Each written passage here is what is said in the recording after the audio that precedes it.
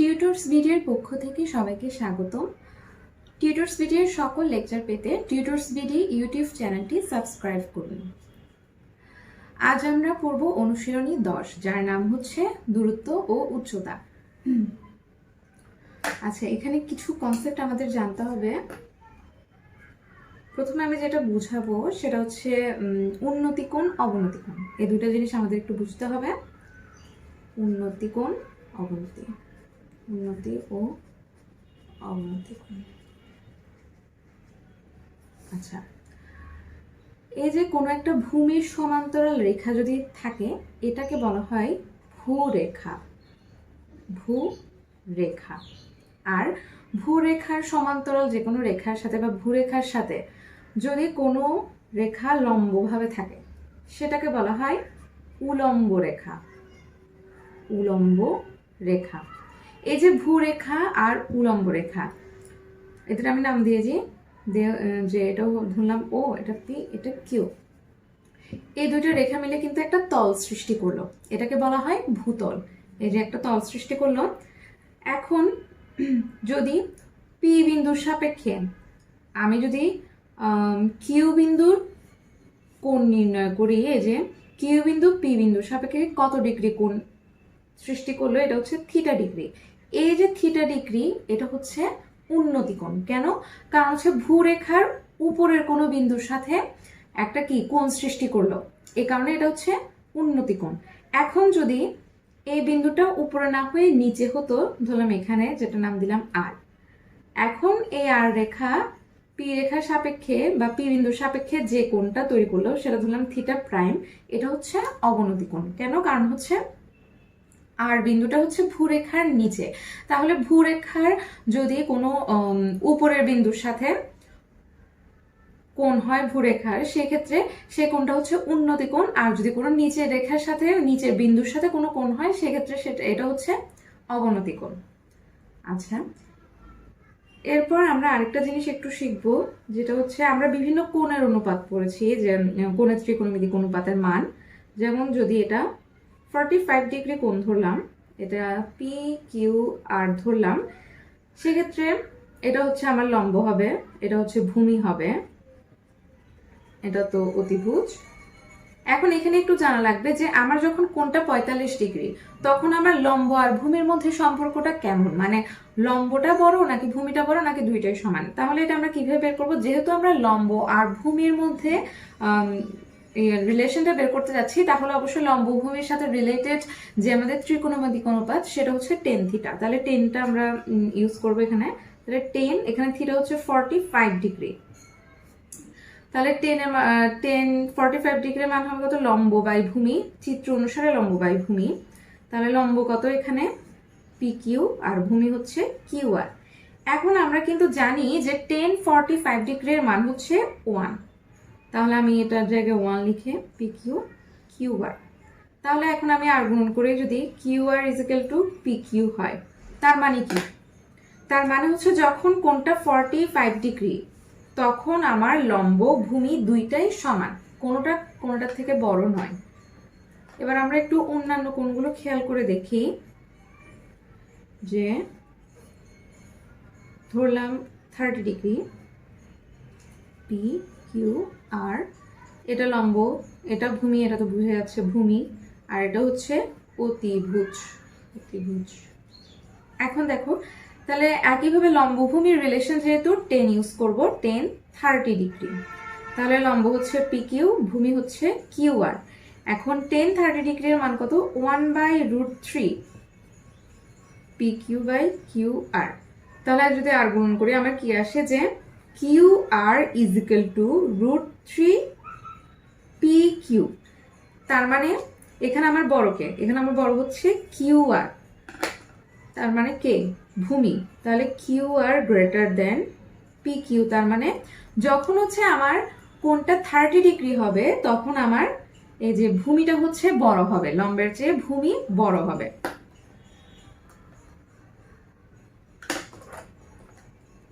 এখন 60 ডিগ্রি কোণের ক্ষেত্রে দেখি, এই যে 60 ডিগ্রি, পি কিউ আর, একইভাবে এটা অতিভুজ, এটা ভূমি, এটা লম্ব, তাহলে 10 60 ডিগ্রি, লম্ব হচ্ছে আমার PQ, ভূমি হচ্ছে QR। তাহলে 10 60 ডিগ্রির মান হচ্ছে √3 PQ বাই QR। এখন যদি আমি আর গুণন করি তাহলে PQ is equal two √3 QR। তার মানে এখানে PQটা বড়, PQ হচ্ছে কে, লম্ব। তাহলে যখন হচ্ছে 60 ডিগ্রি তখন লম্ব গ্রেটার দেন ভূমি, আর যখন হচ্ছে যে 30 ডিগ্রি তখন ভূমি গ্রেটার দেন লম্ব, আর যখন হচ্ছে 45 ডিগ্রি তখন হচ্ছে লম্ব ভূমি এর সমান হয়। আশা করি এই কনসেপ্টটা ক্লিয়ার। আচ্ছা, এখন আমরা একটু ম্যাথের দিকে দেখবো যে বইয়ের ম্যাথগুলি সলভ করব। তো বইয়ের যে 14 নাম্বার ম্যাথটা আছে, আচ্ছা এই চ্যাপ্টারের মেইন বিষয় হচ্ছে যদি হচ্ছে কোনোভাবে তুমি প্রশ্নটা পড়ে চিত্রটা আইডেন্টিফাই করে ফেলতে পারো তাহলে কিন্তু খুবই ইজি, ম্যাথগুলো খুবই ইজি হয়ে যায়, তাহলে সহজেই নির্ণয় করে ফেলতে পারবো আমরা ত্রিকোণমিতিক অনুপাত ইউজ করে। আচ্ছা, তাহলে প্রথমে দেখি যে আমার 14 নাম্বার ম্যাথ যেটা, সেখানে বলা আছে ভূতলে কোনো স্থানে একটি স্তম্ভের শীর্ষের উন্নতি কোণ 60 ডিগ্রি। আচ্ছা, আমরা একটু আঁকি যে ভূতলে, এই যে একটা ভূতলের এটা ধরলাম ভূরেখা, তার মধ্যে একটা স্তম্ভ ধরলাম, এটা হচ্ছে স্তম্ভ। এই স্তম্ভের শীর্ষের উন্নতি কোণ যেহেতু, তার মানে উপরের দিকে কোণ, তাহলে উন্নতি কোণ কত, 60 ডিগ্রি। আচ্ছা, আমি স্তম্ভের নাম দিলাম PQ আর এটা দিলাম R। এখন বললো ও স্থান থেকে, এই স্থান থেকে যদি আমি 25 মিটার পিছিয়ে গেলে, আচ্ছা 25 মিটার পিছিয়ে গেলাম, ধরলাম S এ গেলাম, 25 মিটার পিছনে গিয়ে S এ গেলাম, তাহলে স্তম্ভটির উন্নতি কোণ হয় 30 ডিগ্রি। তাহলে এখানে আসলে 25 মিটার পিছনে গেলে আমার উন্নতি কোণ কত হচ্ছে, 30 ডিগ্রি। বললো স্তম্ভটির উচ্চতা কত, এই স্তম্ভটি মানে PQ এর মান কত। আচ্ছা, তাহলে আমরা তো চিত্র এঁকে ফেললাম। এখন আমি ধরে নিলাম PQ এর মান হচ্ছে H আর QR এর মান হচ্ছে X। তাহলে এখন আমার মানগুলো আমি একটু লিখে ফেলি, তাহলে একটু ইজি হয়ে যাবে। PQ হচ্ছে H, QR হচ্ছে X, আর S হচ্ছে 25, আর এখানে P আর Q হচ্ছে 60 ডিগ্রি, PS Q হচ্ছে 30 ডিগ্রি। আচ্ছা, এখন আমার মেইন উদ্দেশ্য হচ্ছে আমার PQ এর মানটা বের করতে হবে।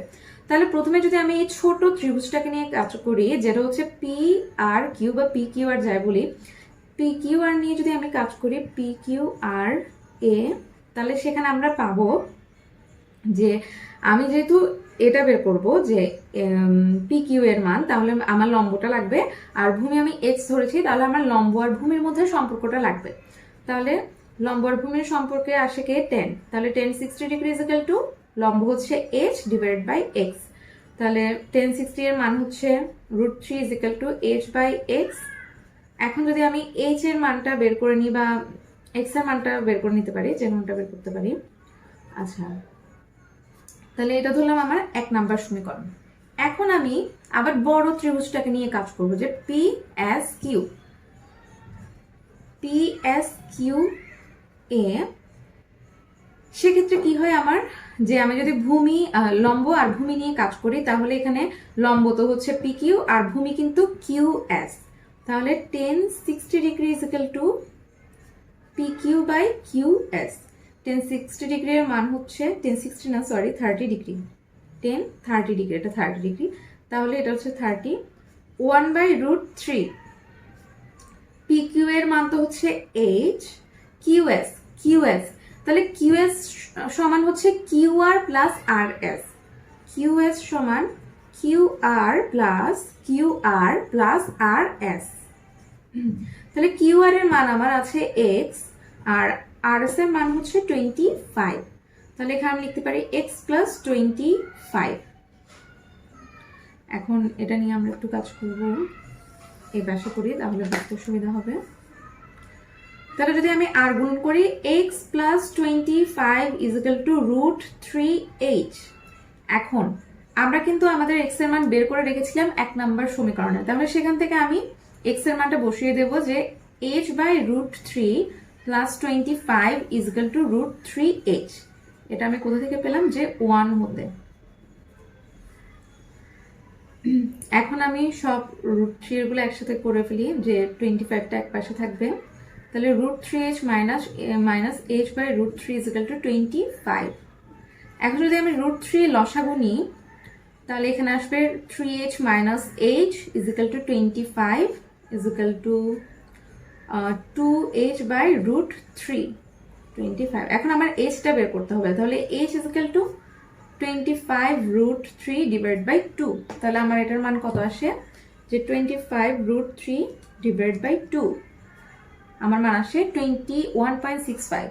21.65, তাহলে 21.65 মিটার। তাহলে এটাই হচ্ছে আমার অ্যান্সার, যে আমি এই যে h ধরেছিলাম PQ, যে স্তম্ভের উচ্চতা, তাহলে আমি স্তম্ভের উচ্চতাটা বের করে ফেললাম। তাহলে মোটামুটি চিত্র আঁকলে কিন্তু আমাদের জন্য ইজি হয়ে যাবে ব্যাপারটা। এখন আমরা 17 নাম্বার ম্যাথটা দেখব। 17 নাম্বার প্রশ্নে বলা আছে যে 64 মিটার লম্বা খুঁটি ভেঙে গিয়ে সম্পূর্ণ বিচ্ছিন্ন না হয়ে, আচ্ছা আমি একটু আঁকি, যে একটা খুঁটি সেটা হচ্ছে 65 মিটার লম্বা, AB ধরলাম, এটা পুরোটা হচ্ছে 64 মিটার, সেটা লম্বা খুঁটি ভেঙে গিয়ে সম্পূর্ণ বিচ্ছিন্ন না হয়ে, ধরলাম সেটা C বিন্দুতে ভেঙে গেল এবং সেটা সম্পূর্ণ বিচ্ছিন্ন হয়নি, তার মানে এখান থেকে একেবারে আলাদা হয়ে যায়নি, সম্পূর্ণ বিচ্ছিন্ন না হয়ে ভূমির সাথে 60 ডিগ্রি কোণ উৎপন্ন করে। তার মানে এটা ভেঙে গিয়ে ভূমির সাথে কোণ তৈরি করে, যে এভাবে এটা, তার মানে BC। তাহলে আমি এখানে B প্রাইম লিখি, BC এর মান যা, এখানে কিন্তু এই B প্রাইম C এর মানও তা, কারণ যে যতটুকু ভেঙে গিয়েছে সেটাই কিন্তু এই ভূমির সাথে কি কোণ তৈরি করেছে। তাহলে সেটা হচ্ছে কত, 60 ডিগ্রি। তাহলে আমাকে বললো খুঁটিটির ভাঙা অংশের দৈর্ঘ্য, তাহলে খুঁটিটির ভাঙা অংশ হচ্ছে BC বা B প্রাইম C যাই বলি, তাহলে সেটার মান আমাকে বের করতে হবে। তাহলে আমি একটু ধরে নিই যে এটা ধরলাম x, বা আমি ভাঙা অংশটাই x ধরি, এটা যদি x হয় পুরোটা হচ্ছে 64, ভাঙা অংশটা যদি x হয় তাহলে AC এর মান হবে 64 মাইনাস x, আর এটা যেহেতু x তার মানে এটাও x হবে, কারণ এটাই হচ্ছে ভাঙা অংশ, ভেঙে গিয়ে ভূমির সাথে কোণ তৈরি করলো। তাহলে এখন কিন্তু আমাদের জন্য ইজি হয়ে গেল, আমাকে বের করতে বললো ভাঙা অংশ, তার মানে আমার B প্রাইম C এর মানটা বের করতে হবে। এখন যেহেতু আমি এখানে AC এর মান একটা ধরে নিয়েছি, আবার BC এর মান ধরে নিয়েছি, তার মানে আমার লম্ব আর অতিভুজের মান জানা আছে, তাহলে এক্ষেত্রে আমরা সাইন ইউজ করবো, যে সাইন 60 ডিগ্রি, যেহেতু লম্ব আর অতিভুজ নিয়ে কাজ করব। তাহলে লম্ব হচ্ছে আমার AC আর অতিভুজ হচ্ছে B প্রাইম C। সাইন 60 ডিগ্রির মান √3/2, আর AC এর মান হচ্ছে 64 minus x, B prime C এর মান হচ্ছে x। এখন আমি আর গুণন করি, যে √3x, 64 ইন্টু 2 হচ্ছে 128 মাইনাস 2x, তাহলে x এর গুলো একসাথে করে ফেলি 128। তাহলে এখান থেকে যদি আমি x কমন নিই, আমার আসে √3 প্লাস 2 ইজিক্যাল টু 128, তাহলে x is equal to 128 divide by √3 plus 2। এখন আমি যদি বের করি এটার মান, যে √3 plus 2 128 divide by 2 divide by answer, তাহলে 34.297 মিটার। তাহলে এটা x এর মান, x সমান আমরা ধরেছিলাম যে ভাঙা অংশের দৈর্ঘ্য, তাহলে আমাকেও বের করতে বলেছে ভাঙা অংশের দৈর্ঘ্য, তাহলে আমার বের হয়ে গেল ভাঙা অংশের দৈর্ঘ্য। আচ্ছা, এখন 19 নাম্বার ম্যাথ যেটা, সেটা হচ্ছে একটা সৃজনশীল বইয়ে, এটা আমরা একটু দেখব।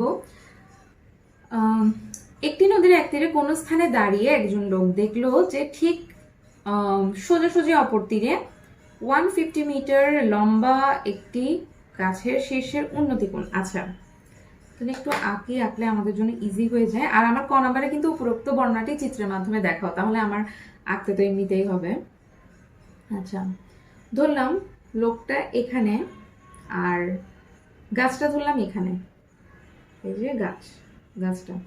এখন বললো যে নদীর এক তীরে কোন স্থানে দাঁড়িয়ে, এই তীরে লোকটা দাঁড়িয়ে আছে, আমি ধরে নিলাম, দেখলো যে ঠিক সোজাসুজি অপর তীরে 150 মিটার লম্বা, তাহলে এটা 150 মিটার, যার নাম দিলাম AB। 150 মিটার লম্বা একটি গাছের শীর্ষের উন্নতি কোণ। তাহলে গাছের শীর্ষের উন্নতি কোণ যেহেতু উনার সাপেক্ষে, তাহলে উনি যেখানে দাঁড়িয়ে আছে সেটার সাথে যোগ করে দিলাম। সেটা কত আমার 30 ডিগ্রি। 30 ডিগ্রি।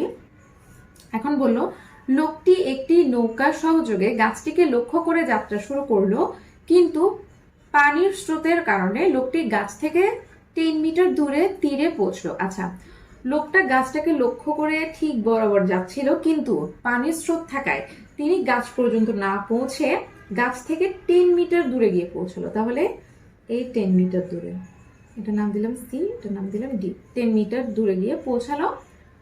আচ্ছা, তাহলে এটাই হচ্ছে মোটামুটি কিন্তু আমার চিত্র, যে উনি 10 মিটার দূরে গিয়ে পৌঁছালো। এই চিত্র দেখে আমরা খ নাম্বারের অ্যান্সারটা করতে পারবো। যে এটা তো ক, এখন খটা দেখি। খ বললো নদীর বিস্তার নির্ণয় করো। আচ্ছা, নদীর বিস্তার হচ্ছে এই যে এটাই, এটা পার হয়ে তো নদীর তীরে পৌঁছানো লাগবে, তাহলে এটাই হচ্ছে আমার বিস্তার। তাহলে আমার এই যে লম্বের মান জানা, যদি আমি শুধু এ বি সি ত্রিভুজ নিয়ে কাজ করি, তাহলে দেখা যাবে যে আমার কোনটা জানা আছে, লম্বটাও জানা আছে, আমার থেকে শুধু ভূমির মানটা বের করতে হবে। তাহলে লম্ব আর ভূমির কথা যদি বলি, তাহলে কোন ত্রিকোণমিতিক অনুপাত আসতে হয় যে 10, তাহলে 10, আর কোন যেহেতু আমার 30 ডিগ্রি, তাহলে 30 ডিগ্রি। আচ্ছা, 150 ডিভাইড বাই হচ্ছে এসি, এসি হচ্ছে আমার বিস্তার নদীর। তাহলে 1030 এর মান হচ্ছে 1/√3, 150 ডিভাইড বাই এসি। সুতরাং এসি ইজ ইকুয়াল টু 150√3। তাহলে 150√3 এর মান আসে 259.81, 259.81 মিটার। তাহলে আমার নদীর বিস্তার চলে আসলো এতটুকু। আচ্ছা, এরপর গ নাম্বারে বললো যে লোকটির যাত্রাস্থান থেকে গন্তব্যস্থানের দূরত্ব নির্ণয় করো। তাহলে আমরা একটু চিত্রে দেখি ব্যাপারটা কি। লোকটির যাত্রাস্থান ছিল কোথা থেকে, এখান থেকে। লোকটা সি থেকে কিন্তু যাত্রা শুরু করেছিল, তাই তার যাত্রাস্থান হচ্ছে সি। এখন বললো থেকে গন্তব্যস্থানের দূরত্ব, তাহলে গন্তব্যস্থান কোনটা, সে যে জায়গায় পৌঁছেছিল সেটাই হচ্ছে তার গন্তব্যস্থান। তাহলে সে ডি তে পৌঁছেছিল, এই কারণে গন্তব্যস্থান ডি। তাহলে আমার সি ডি এর মানটা মূলত বের করতে হবে। তাহলে সি ডি এর মান যেহেতু, তাহলে আমরা কি করতে পারি, যে দেখি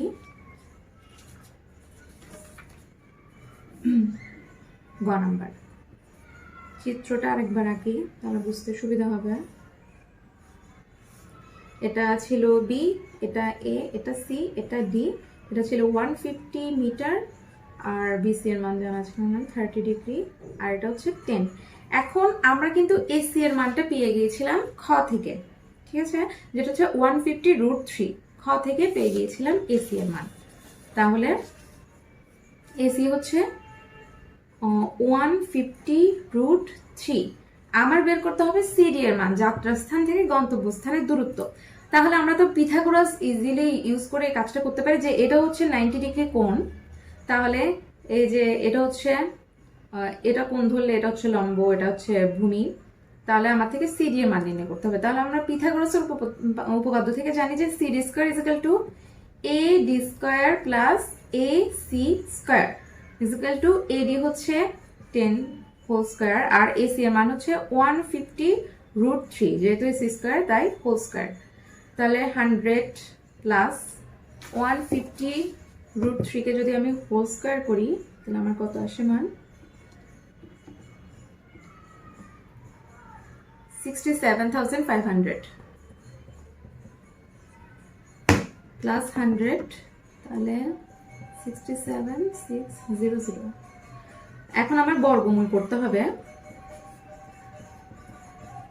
তাহলে আমার কত মান আসে 260। তাহলে 260 মিটার। আমার কিন্তু সিডি এর মানটাই লাগতো, তাহলে আমরা বের করে ফেলেছি। তাহলে আমরা বুঝলাম যে মূলত আমাদের প্রশ্ন দেখে, প্রশ্ন পড়ে যদি আমরা চিত্রটা আইডেন্টিফাই করতে পারি, চিত্রটা এঁকে ফেলতে পারি, তাহলে আমরা অ্যান্সার সহজেই বের করে ফেলতে পারবো। সব তো দেখানো সম্ভব না। যদি কারো কোনো প্রশ্নে প্রবলেম থাকে, তাহলে অবশ্যই কমেন্ট সেকশনে জানাবে, আমি আরেকটা ভিডিও করার ট্রাই করব। ধন্যবাদ সবাইকে।